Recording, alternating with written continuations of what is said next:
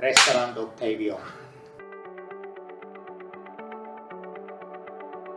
My name is Roland. My name is Björn Alexander. My role is I take care of the customer, and Björn he creates the dishes. Is it doing a good job? Yeah, we are happy. 我叫劉耀輝啦，咁我喺欣塘呢間餐廳就做咗20年啦，係行政總廚。For me, it was after 6 months of my career, I then become professional. So this was from beginning my goal, and I was hard driven for this, and I take everything as successful. And I think he's the same with all the service. 米芝蓮係對廚師一個好有個動力，其實有一個動力同埋有壓力，有壓力就變咗有動力。每日翻工每一刻都係諗緊會。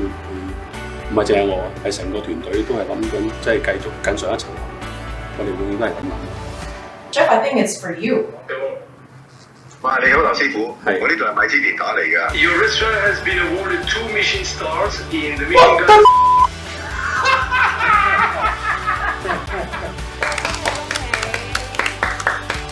Home. 估唔到好開心。Today we have champagne. Only one? Two bottles. 呢2年都辛苦嘅，即係個團隊係冇放棄過咯，即係不停咁即係一齊做好啲，所以攞到2勝我好開心。So, welcome.